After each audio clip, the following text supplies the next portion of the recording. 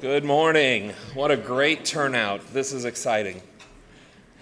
I'd like to welcome all of you to a very special brunch celebrating the completion of Cary Quad 75 years ago. Most of you really call it something different though. Most people call it the Quad, Carrie. Some people call it the zoo. To all of us though, no matter what the meaning, it still is a very special place. My name is Tom Paczolt, and I'm the Associate Director of Planning and Construction Management in University Residences. I've had the unique opportunity, though, to be associated with Cary Quad for 32 years. I lived in Cary Quad for 3 years as an undergraduate in the early 80s. 2 of those years, I lived in a small double, something that I didn't realize at the time would assist me during my career later on as an administrator. I also held a couple of positions in Cary government, including that of Northeast Unit President. I joined the staff of University Residences in 1989, and from 1996 to 2004, I had the honor and privilege of being the manager of Cary Quad, overseeing a staff of 80 full-time employees, over 200 student employees, and an annual budget of $14 million, give or take. And at the time, that was about the size of the city of West Lafayette's annual budget. In my various other positions since 2004, I've also had the ability to have an impact on this majestic facility and have really appreciated everything that it stands for. We're here today to recognize Cary's impact on Purdue. It's amazing how if you organize an immense amount of bricks and mortar, you throw in some furnishings and a lot of paint, you fill it with energetic and creative college students, and then you manage it with dedicated staff who want to see the students be successful, you'll end up coming back year after year to celebrate what you've accomplished. And that's exactly why we're here today. Before we go any further, I do want to recognize and thank a few dignitaries that we have in our audience today, this morning. First, I'd like to welcome back our former Vice President for Housing and Food Services, Mr. John Sauter.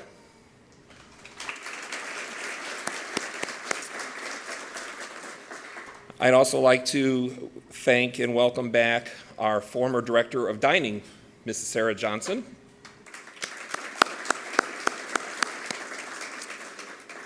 And I'd like to welcome our Executive Director of University Residences, Mrs. Barb Frazee. And our Director of Purdue Dining and Catering, Mr. Greg Minner. And last, but certainly not least, I would like to introduce Dr. Beth McCuskey. Dr. McCuskey, who recently took on the role of Interim Associate Vice Provost for Student Life, came to Purdue in 2010. Beth is a veteran of land-grant universities, holds multiple degrees in the areas of economics, higher education, industrial and labor relations, and higher education leadership. Even though she's only been here a few years, Beth gets it. Now, she may not know why, because to be honest, not a lot of people do know why, but she does understand that there is something special about Cary Quad and the people that have come through the facility. I can also say that it didn't take long for Beth to become a proud and supportive Boilermaker. Ladies and gentlemen, Dr. Beth McCuskey.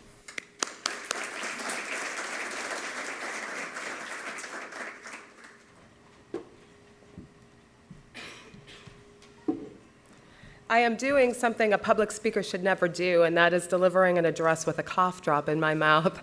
But I figure better that than risk a coughing fit, so bear with me because I am a little hoarse.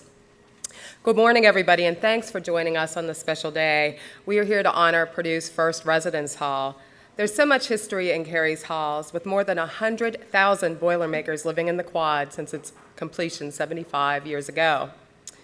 Cary Quadrangle, which is an awesome word, by the way, the word quadrangle.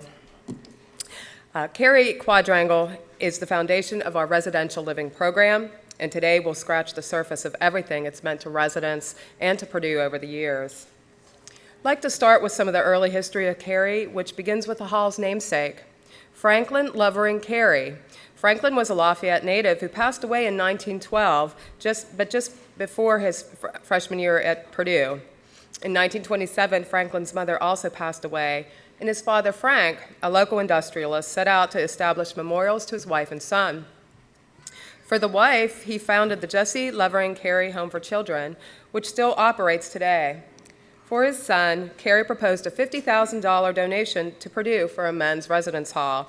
From the beginning, Carey Hall was all about family. Dr. George Spitzer, a Purdue alumnus and professor, donated the land where Cary Quad now stands as an entry to Ross-Ade Stadium, which opened in 1924. Frank Carey had his own site picked out, a very small lot on State Street, where the hall would be visible to everyone who came to campus. Legend has it that R.B. Stewart, the university's chief financial officer, drove Frank Carey past the site 100 times to convince him of the location. Carey was worried that people go right through town and never see it. But Purdue matched Carey's donation by 200% and built the residence hall where 50,000 people on any given weekend get a look at Carey in the fall. Frank Carey wasn't done with Carey Hall after signing the check. He was a regular presence in what is now Carey East in 1928 when it opened. Back then, room and board was only about $250. Frank gave each of the first-year residents a cloth pennant. One of those students donated his pennant to the university a few years ago at the age of 93. Frank attended a hall Christmas dinner one year and gifted each resident with a letter opener with a CH monogram for Carey Hall and the student's own name engraved on it. The more you learn about Frank Carey and Carey residents through the years, the more you understand how substantial an impact Carey Hall has had on Purdue and our students. This weekend's events are specifically celebrating the 75th year since the construction of Carey South, which enclosed Spitzer Court, sealing the most enduring community at Purdue and forming one of the largest male communities in the country. The Quad, as we now know it, got off to an interesting start. In the 1940s, Purdue served the U.S. military as a training site, and soldiers occupied Cary Quad. The military brought its own set of rules, like armed sentries patrolling the Quad, but their occupation generated revenue for the young residential housing program that could have floundered financially otherwise. Cary Quad is known for housing multiple generations of Boilermaker men, but it actually has the distinction of being Purdue's first co-ed hall as well. You may not realize it, but young women graced the halls of Carey East and Northeast for 2 years after World War II, a time of tremendous growth at Purdue as enrollment tripled in 5 years with the influx of veterans. These women were very proud of their time in Carey and stayed connected through the years. In Cary Quad's first decade, it had already housed men and women, students and soldiers. Carey was whatever Purdue needed it to be, and without those early residents, sometimes crammed 3-4 to a room or in an attic, we wouldn't have the extensive residential program we have at Purdue today, which allows us to better educate our students by providing leadership opportunities and other learning outside of the classroom. The first generation of men and women who lived in Cary Quad is part of what some call the greatest generation. Those who grew up in the Great Depression, fought in and supported our country during the war, and worked to make this country great upon returning home. This is the story of Frank Owen, who you'll hear from a video here in a few minutes. Frank was one of the first residents of Carey South, a 1942 graduate who returned to Carey 70 years later to the place where he first met his wife. He sums up his Carey experience with, "I met fine fellas, I met my wife, I've got good memories." As we collected other stories from the former residents and staff members about what it was like to live in Cary Quad, we came across more traditions than we could ever list today, including some that I'd rather not discuss publicly, like a certain cold weather tradition. One of the residents wrote to us that Carey is the biggest fraternity on campus without the Greek letters. It's been obvious from talking to those who lived here and worked here that the personality and the history of Carey is unrivaled on campus. Carey is such an active space with strong architecture and a rich legacy to match. From the nameplates mounted on the doors for graduating seniors to the names carved in the tables at the night spot, Cary Quad has had a strong and long and personal effect on our students. In 75 years since Cary Quad was completed, it's housed both astronauts and athletes. It stands between Ross-Ade Stadium and the Neil Armstrong Hall of Engineering, symbolizing both the breadth and the depth of the character of the men who have graced its halls. It is everything Purdue stands for, a close-knit community and a well-rounded education. One legacy of Cary Quad is the story of Andrew Bolt. Andrew was everything a Cary man was supposed to be: an active participant in hall activities, an incredibly bright student, an ambassador for the university. After his tragic passing last year, we learned of some advice Andrew had shared with a prospective student about his housing options. He wrote, "I would strongly consider Carey. It is closest to virtually everything: football, basketball, engineering, campus, etc. It is probably the best community on campus. Carey is the flagship dorm in the system." Thank you again for coming to celebrate Cary Quad and honoring its 75th year commitment to educating Boilermakers. Purdue would not have the comprehensive on-campus education that we offer today without the comprehensive contributions of this community. Thank you for being part of Purdue's proudest traditions. I look forward to hearing many more cherished memories from each of you today. Thank you.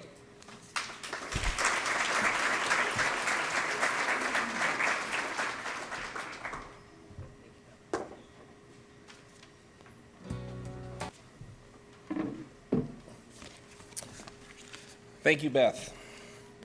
So my role today is not only to keep this program moving, but I also get to lead us in recognizing different groups of people related to Cary Quad. And on top of that, I was asked to share a few stories briefly about some of my experiences as a student and some of my experiences as an administrator. So Beth, I'm not exactly sure which stories you didn't want to share, but it's my turn at the microphone, so. But don't worry, there are one or two that aren't going to leave my mouth. Right, Steve? Right, okay. If any of you want to hear those stories later, though, just grab me, okay? I'll tell you individually. Over the decades, Carey has had some exceptional faculty fellows. These faculty and staff members have graciously donated their time to interact with residents, enhancing the college experience. If there are any current or past Carey faculty fellows present, would you please stand to be recognized appropriately?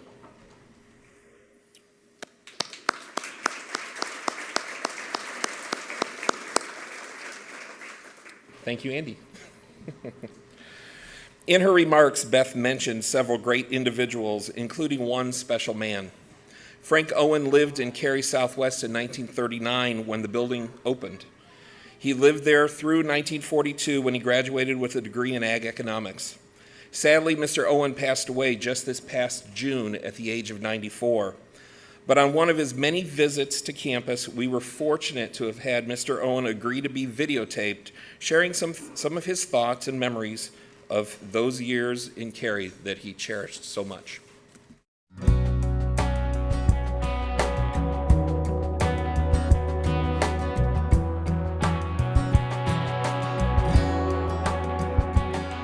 Floor wasn't down.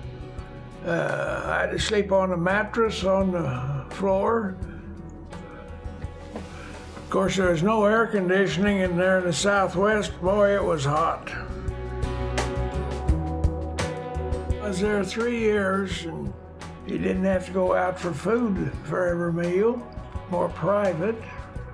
When I was in school, used to go to all the dances, had all the big name bands, and I remember when they opened it, they had Tommy Dorsey playing in there and opened that up. Boy, that was really living.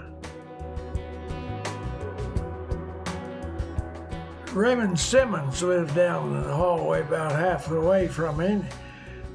He was dating her, and we were real good friends there. And he's always saying, "I can't kiss her." I said, "Simmons, why can't you kiss her?"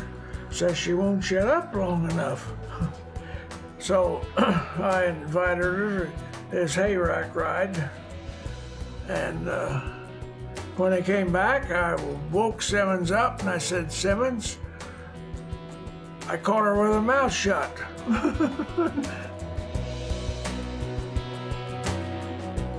I enlisted her. I signed up for engineering. Well, a friend of mine who was a junior up here in engineering, he says, don't take that. He says, hell, nobody in this class got a job this year. I said, all right, my folks had farmed, so I took ag. That's how come I got in ag. And of course the war came along and the engineers had their choice of jobs then, you know. I had the dean of the ag school as my guest when Pearl Harbor hit. We were standing in the hall waiting for the door to open to the eating part when they announced on the radio about them dropping the bomb. Never forget it.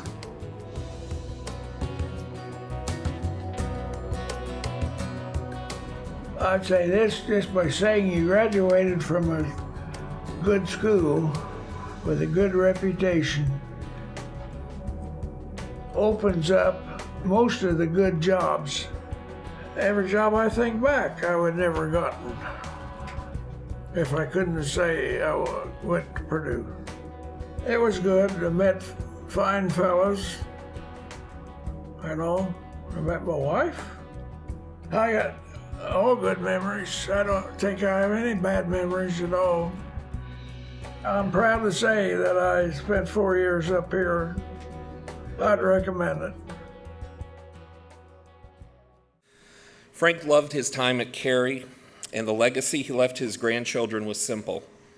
Purdue is the best university in the country.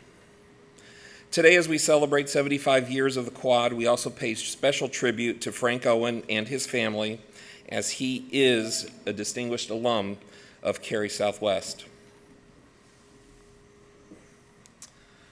This plaque will be given to the Owen family, and an additional recognition plaque will be hung in the newly opened University Residences Alumni and Guest Center, recognizing Frank's contributions and his dedication to the university and university residences.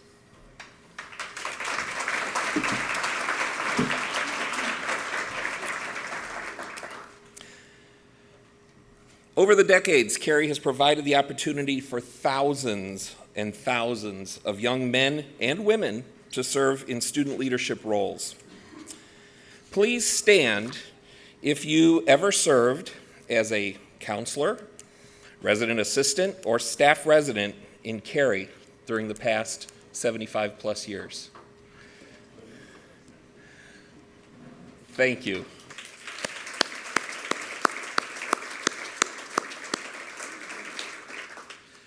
I do want to bring up one kind of side acknowledgement here. Gunno, I'm going to pick on you. Gunno Sunbeta was my staff resident in Carey Northeast in 1983, 84, 85. Right. So, welcome back. If you have ever worked in Carey as a student employee, whether or not you held a leadership position, would you please stand and be recognized?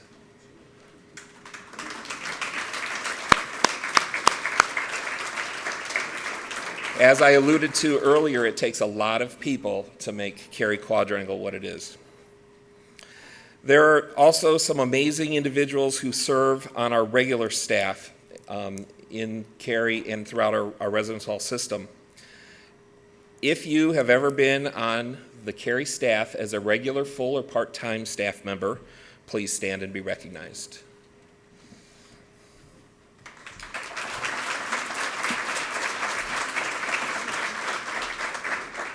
Thank all of you. Carey Club has been an integral part of the development of Carey residents. It's not just about fun and games. Carey Club officers leave here having learned valuable leadership and interpersonal skills that benefit them throughout their life. Our next speakers are here to share about their life at Carey, and they have had the unique position to have shared something that is pretty rare. They have both been, or one is currently, one has been, the president of Carey Club. Adam Rice, the current Carey Club president, is from Boone County, Indiana, and is a senior in computer science. He's lived all of his college years at Carey. Dr. John Pickett who lived in Cary from 1961 to 1964, was a Cary Club president 50 years ago during the 63-64 school year. Dr. Pickett graduated with a degree in animal sciences, then went on to get his Doctor of Veterinary Medicine degree in 1969. So now, would you please welcome Adam Rice and Dr. John Pickett.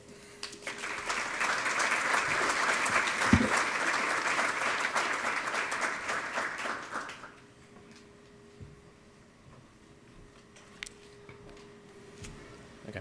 Good morning, everyone. My name is Adam Rice, and as Tom said, I'm serving in currently my second term as Cary president this fall. I'm really proud to have the opportunity to welcome you all back to campus. I got to talk to many of you yesterday, and I'm sure more today after this. And it's really great to welcome you back to your home away from home here at college, or kind of where you worked here at Purdue. I've been asked to speak a little bit about the role of Cary president today, but I'll start with why I decided to live in Cary. So my grandfather and uncle actually had previously lived in Cary, and I heard a lot about that from them and all the stories that they had to tell. So that kind of made me lean toward my preference of living here at Cary. And then when I came to campus for residence hall tours, actually, I had toured several residence halls, and my tour guide is actually here today, Mr. Andy Horner. And he's one of the reasons why I actually truly decided to live here at Cary. The proximity to campus, the building design and the recent renovation, and the community that the tour guides just represented about what it's like to live here in Cary. All of it just reinforced my decision to pick this as my first preference, and I'm really glad that I got it.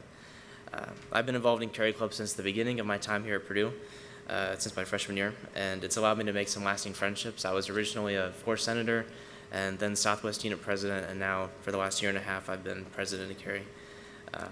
It's just a lot of great memories, whether it was a last-minute rushed 14-hour marathon of construction and painting for our homecoming float last year, or just little moments like watching movies with friends and playing board games with some extremely competitive RAs, resident assistants. Cary Quad is still a really great place to live. Being Cary Club president during the last year and a half has helped me learn a lot about communicating effectively due to my role in working with administrators. It's allowed me to lead students in a constructive environment before entering the workforce, and also I've learned more than I ever expected about the great history and legacy that Cary Quad has left here at Purdue. I've been able to meet and collaborate with students across Purdue's campus, whether from residence halls or other organizations, and I've been able to help administrators make informed decisions about the Cary community and keeping that alive. And through it all, I've worked to ensure that new quad dogs have a smooth transition into their college years.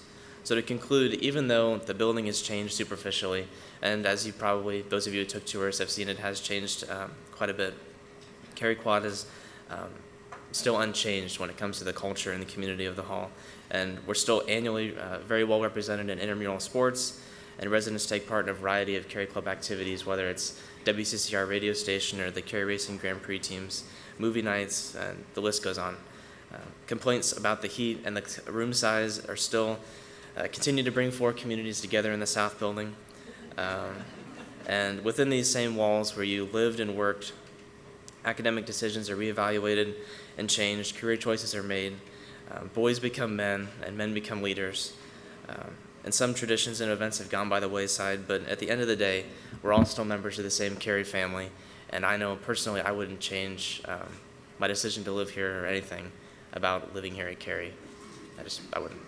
So now we'll hear from Dr. Pickett.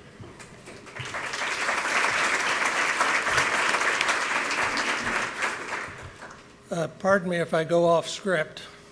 I haven't any. I was just thinking, I put on my Cary Club past president's pin. I still have something that fits. I want to talk first about some people that I knew at Cary. I followed a president of extraordinary leadership, Alan Curtis, unfortunately deceased at this time, and his vice president, David Fry, is here with us today. The manager of Cary Hall was a guy by the name of Bob Hunt, R.D. Hunt, and the assistant was Ron Fruitt. Fruitt had lived in Cary Hall as a student and really kind of was one of us, even though he was a little older. Both of those people remained friends of mine for the duration of their lives.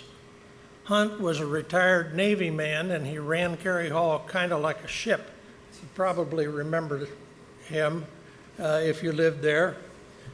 The president at that time had a suite of rooms over in Northwest Hall, and in the basement of Northwest was a room where the Cary Club officers met. Each officer had a key, and it was known as the hub, the center of activity. And that was also named by David Fry, I might add. We had a wonderful time there. In the year that I became president, they remodeled Northwest Hall, and I moved to C Unit, up on the 4th floor, in the front room, the big room up there where we showed movies at night and did other things. The counselor up there, when I say Fruitt was one of us, the counselor really was one of us. And about anything went up there as long as you didn't draw too much attention to yourselves. It's kind of a no man's land. I don't think there was ever an administrator up there. It was a wonderful place to live.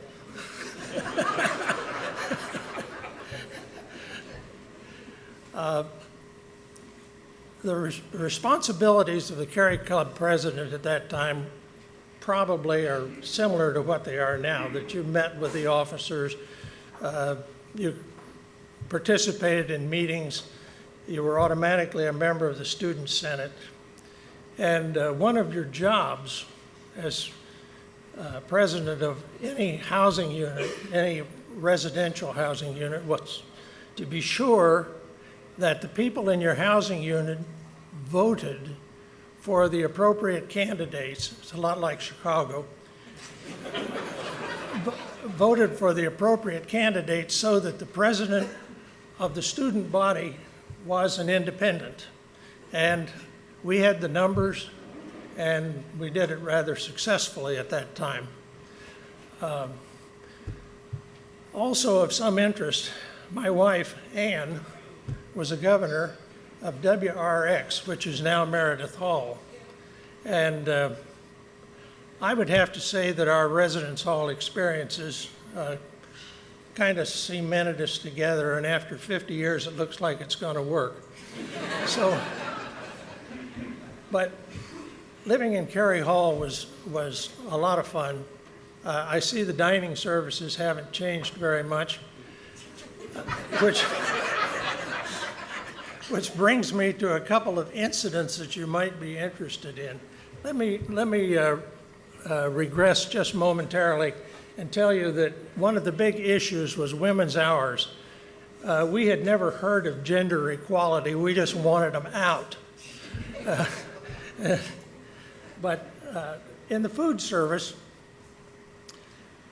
a couple of things that I remember. One was that you could have Jell-O with fruit or no fruit. And the people who went through the lines first got the fruit, and the people who came later got the plain Jell-O.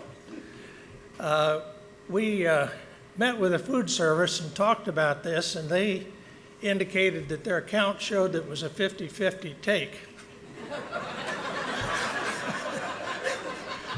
But after some investigation, they did improve the quality, or not the quality was fine, the quantity of Jell-O that had fruit in it.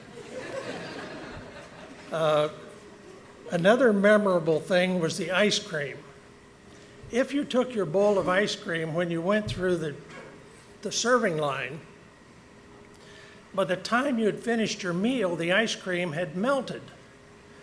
And so to address that, when you went through the serving line, they gave you an empty bowl. And then you usually commandeered some freshman or somebody else who was willing to take a tray for your table back, fill the bowls with ice cream, bring them back and distribute them. Enterprising students learned that with a napkin you could clean those bowls, send a second emissary in that the server wouldn't recognize, and you could have 2 bowls of ice cream. Now this is kind of a deal where I can write a code you can't crack. Yes, I cracked your code. Well, I'll modify it. Well, I cracked that one. Well, I'll modify it again. So what happened was they decided that they would go to a ticket system.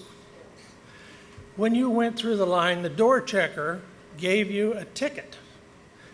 And when your meal was finished, you or your designate could take those tickets in and come back with the appropriate number of bowls of ice cream. There was a company just across the river called Milner's, and Milner's sold all kinds of supplies. Well, it didn't take long for somebody to get over there and buy some rolls of tickets in various colors. So when the color du jour was announced, the person with the roll of tickets saw to it that his buddies each had an extra ticket in their pocket, and thus 2 bowls of ice cream. So then, in response,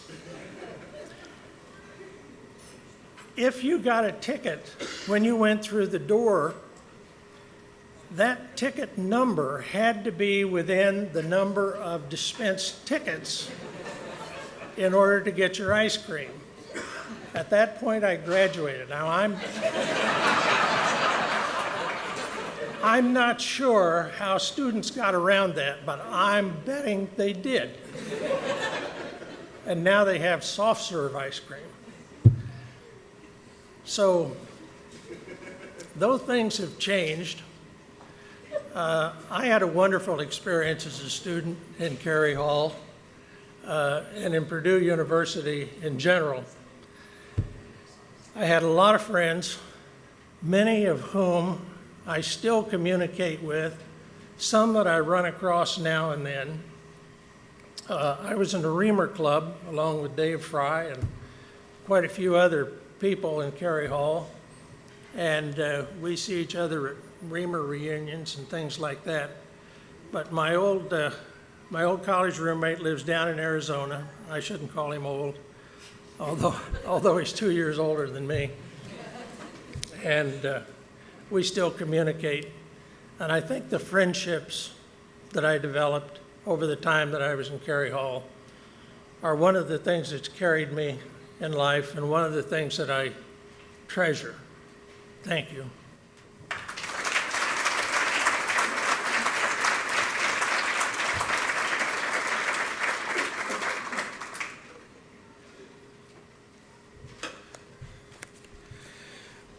Well, thank you, both of you, for those great remarks. And John, those kinds of antics still go on today. And I'm sure the way the whole ice cream issue was resolved was we just made it all you can eat, and then they stopped taking it. Give it to them, and they don't want to steal it anymore. Let's do a little more recognitions here. If you lived in Cary at any time, now we're going to have to do this quickly, and you'll see why. Please stand and remain standing. Okay, so now, with all of these folks that have lived in Cary, no ladies, I was just checking. Well, almost. Well, we don't count some things, but okay. If you lived in Cary from 2000 through today, please sit down. If you lived in Cary during the 90s, please sit down. If you lived in Cary during the 80s, please sit down. The 70s, please sit down. The 60s, please sit down. The 50s, please sit down. the 40s. Let's recognize these two gentlemen.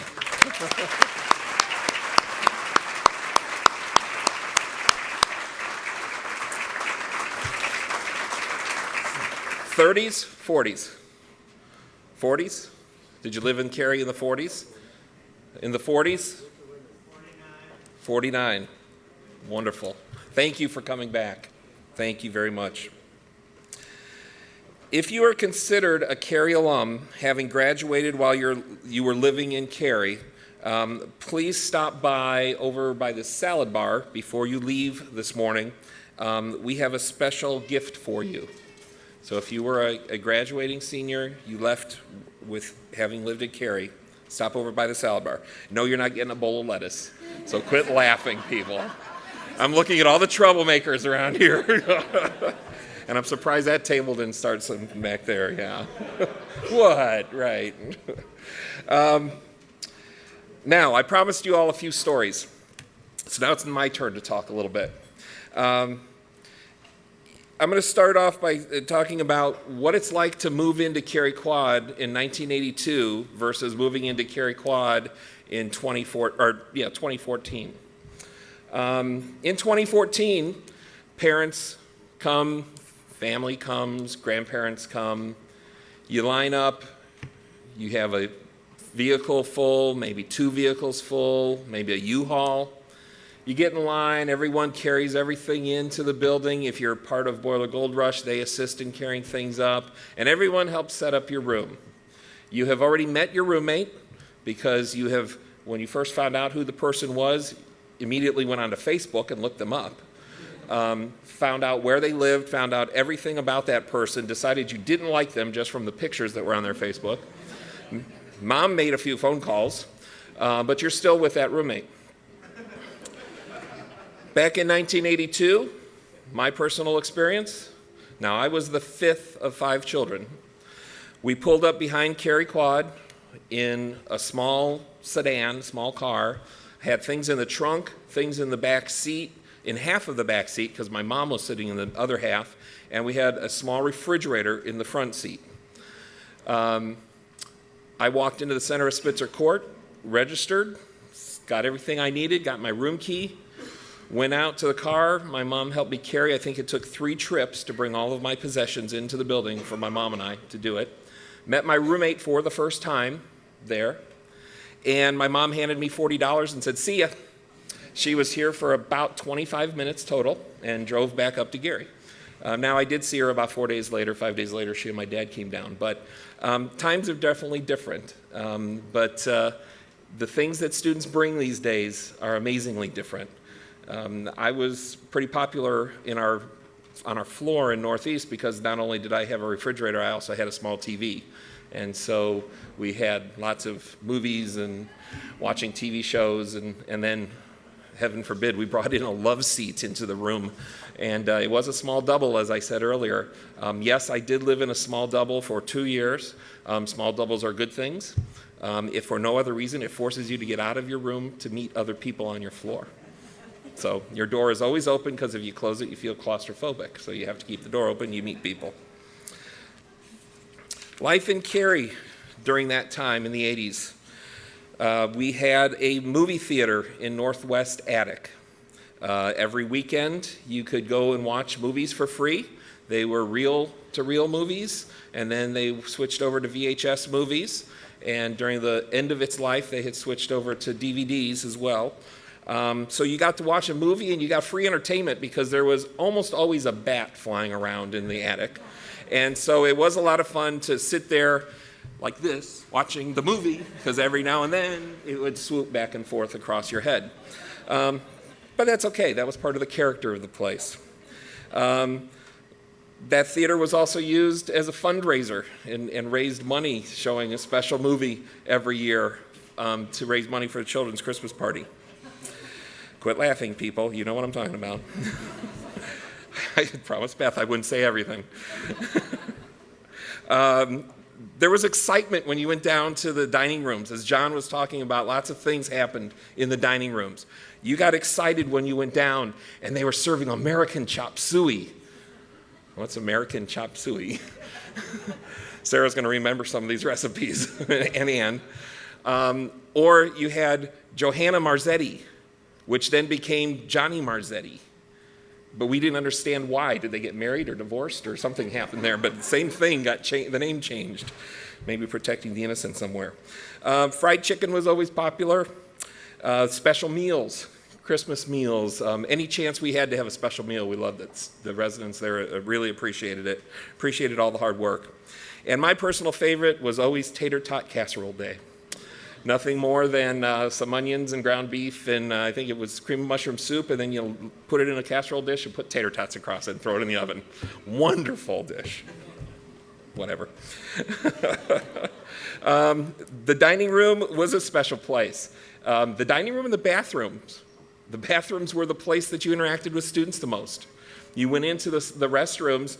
We used to have what we called toothbrush parties on the floor, because everyone would go, 10:30, 11:30 at night, and you'd be brushing your teeth. There'd be 4, 5, 6 guys in there, and undoubtedly the counselor would have to come out and tell us to quiet down because we were having a good time. Or if it was kind of the middle of winter and we were getting a little ornery, we decided to close the doors and plug up the showers and turn on the hot water so it would turn into a sauna. We create our own sauna for a few minutes in there and do our sauna bath before bed.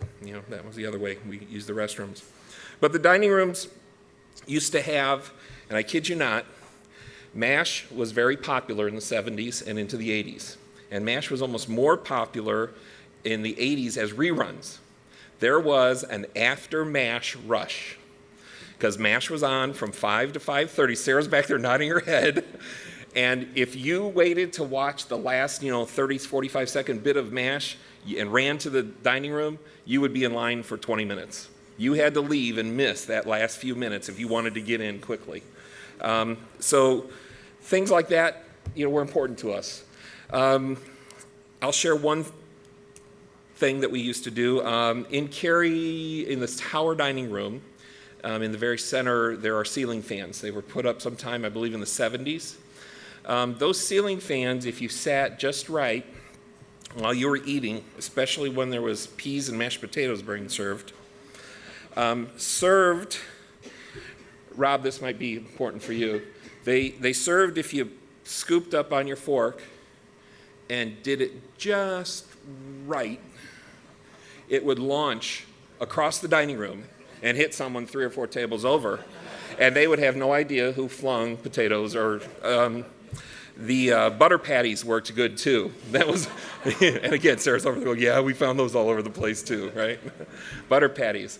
So yes, it was good, clean fun. Things that we did, okay, it wasn't clean. It was fun.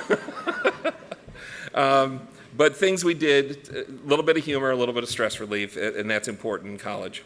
I remember fondly my Northeast Unit council meetings, whether I was just one of the officers or then the year I was president. Ski trips that we planned. We planned a special steak dinner one year where we did 16-ounce T-bone steaks for every guy in the building in Cary Northeast, and invited all of these dignitaries. Well, at the same time that this was going on, and Gunno, I don't know if you remember this, it was 1984, and Ronald Reagan was kind of in a landslide sweeping the country and had just won re-election by a landslide. So a couple of us got the great idea that we knew this would never happen, but we sent a letter off to the White House to President Reagan and said, hey, why don't you have your Indiana celebration for your inaugural in Cary Quad? Why not? What we were really after was a letter back from the White House and White House stationery, because we thought that would look cool. So lo and behold, about 3-4 weeks later, I did get a letter from the White House stationery, and it was from some undersecretary, blah, blah, blah, just saying that they had forwarded our request to the Indiana delegation and they were responsible for it, but thanks for our interest. But we still got a letter back. Now how this ties into the steak dinner is that I took that letter up to the main office, and one of the assistant